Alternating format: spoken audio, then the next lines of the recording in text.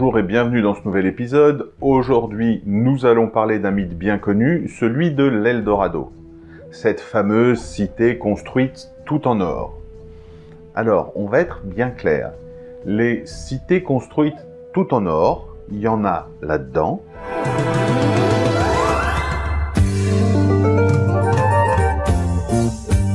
Enfant du soleil, tu parcours la terre, le ciel. Mais dans la réalité, ça n'existe pas.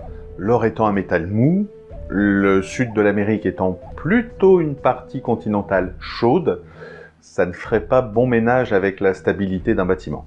En revanche, cette légende manipulée a pu servir d'autres objectifs, et c'est un peu de cela dont nous allons parler. Il existe plusieurs hypothèses différentes sur le départ de cette légende. Et au final, quelle est la bonne? On s'en fiche totalement. Toujours est-il qu'au XVIe siècle, tous les conquistadors connaissaient bien entendu la légende de l'Eldorado, la cité magique de toutes les richesses. Il faut bien penser qu'à l'époque, les conquistadors avancent pendant des mois dans la jungle, avec tout leur bardage et leurs armes, par 35 degrés, au milieu des serpents, des araignées, des mille-pattes venimeux, des jaguars qui la nuit devaient se faire un petit casse-croûte sur les soldats qui dormaient. Donc, si on rajoute à ça toutes les maladies et le niveau de la médecine d'époque, il fallait effectivement trouver une bonne raison pour motiver les soldats à avancer. La question qu'on peut se poser, c'est y avait-il des bases solides pour démarrer de telles spéculations? Eh bien, en fait, quand les conquistadors arrivent dans des petits villages de tribus qui sont sous le joug des Aztèques, puisque les Aztèques avaient un empire autoritaire, et du coup avaient asservi pas mal de tribus autour, eh bien, en arrivant dans ces villages asservis, entre guillemets, les conquistadors trouvent les locaux avec des bijoux en or qui, dans le vieux monde, valaient des fortunes.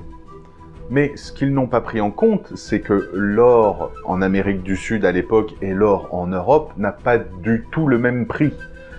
Donc, ils se sont dit « Ah mais si déjà les peuples assouvis ont tant d'or et de fortune, alors l'Empire aztèque doit être pavé d'or à tous les coins de rue. » Mais c'est une réflexion un peu limitée, c'est comme si quelqu'un qui vivait sur une île déserte arrivait dans un quartier hyper défavorisé, dans les favelas de Rio, voit quelqu'un avec un vieux téléphone à clapet et à touche, et se disent « Si les pauvres ont une telle technologie, alors fatalement dans les quartiers riches, il y a des vaisseaux spatiaux, des voitures volantes et des rayons laser. » Ce dont on est sûr par contre, et la plupart des gens pensent que c'est cette tradition qui a été enjolivée et dénaturée par certains conquistadors pour obtenir certaines faveurs, eh bien, il existe au moins une tribu, on en est sûr, qui lors de la passation de pouvoir entre chefs,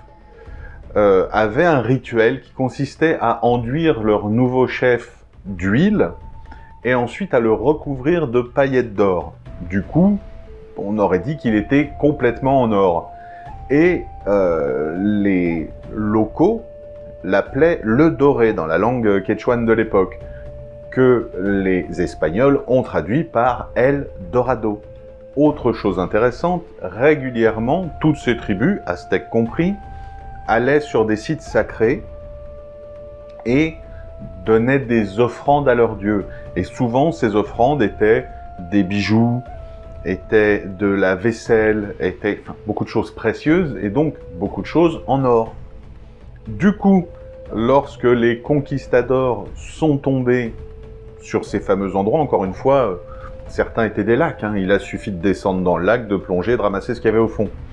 Donc, lorsque les conquistadors sont arrivés sur ces lieux, qu'ils ont réussi à soutirer aux tribus voisines où était le lieu de culte de leurs gentils voisins d'à côté, ils sont allés se servir et du coup ont pu étayer leur histoire d'Eldorado en montrant voilà, nous avons trouvé des fortunes, c'est bien la preuve que si nous trouvons de telles fortunes alors que nous ne sommes même pas au cœur de l'Empire aztèque, c'est que fatalement, cet empire recèle une cité totalement couverte d'or. Et si j'étais enquêteur, je dirais que c'est là que réside le mobile. Vous êtes un gradé dans l'armée des conquistadors. Il vous faut beaucoup de soldats pour pouvoir envahir les villages et les piller. Il vous faut un bateau, au moins un, pour ramener ce que vous avez pillé jusqu'au pays et pouvoir vous enrichir. Vous n'allez pas vous enrichir sur place. À l'époque, c'est pas encore le moment. Donc, ça demande beaucoup de fonds. Et généralement, vous ne les aviez pas. Donc, il fallait trouver un moyen de faire financer toutes ces expéditions par quelqu'un. Et à cette époque, c'est souvent les princes et les rois qui ont les moyens de faire ce genre de choses. Donc c'est assez simple. On monte une histoire comme la Cité de l'Or. On la fait circuler pour que tout le monde la connaisse. Et on attend que ça arrive aux oreilles des riches. Parce que si vous allez voir un roi et que vous lui demandez de financer une expédition à but scientifique, si des gens vous écoutent, vous avez de la chance. Si vous lui proposez de financer une expédition très loin de votre pays pour envahir une terre dont on ne sait rien, on peut peut-être vous donner un ou deux bateaux. Si en revanche, vous lui proposez de financer une expédition pendant laquelle vous allez ramener des tonnes d'or, là on va vous donner une grande armée et une armada. Bien sûr, il faut pouvoir prouver. Ils sont bêtes, mais pas à ce point-là. Donc il faut pouvoir le prouver. Et pour ça, il suffit d'aller piller tous les lieux de culte, de ramener et de montrer au roi tout ce qu'on a pu récupérer, en prélevant sa part. Et du coup, eh bien le roi vous renvoie à la tête du corps expéditionnaire, ce qui vous permet de ramasser tout ce que vous voulez et le mettre de côté. Certainement même, s'ils étaient malins, ils l'ont fondu sur place et en ont fait des lingots, pour pouvoir les ramener plus simplement dans l'ancien monde.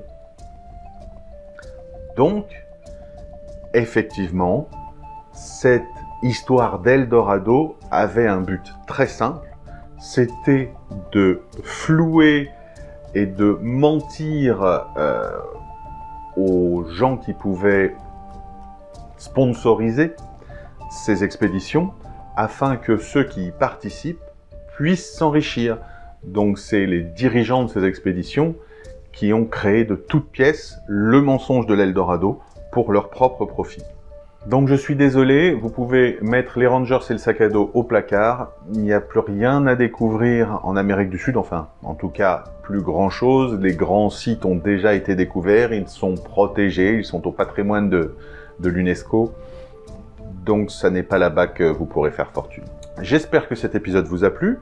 Si vous voulez être tenu au courant des nouvelles sorties, n'oubliez pas de vous abonner à la chaîne. Petit spoiler, le prochain épisode qui sortira, parce que j'ai été harcelé, sera la suite de l'épisode sur le maréchal Lannes, de là où on s'était arrêté jusqu'à sa mort. Et sinon, je vous dis à très vite pour de nouvelles aventures.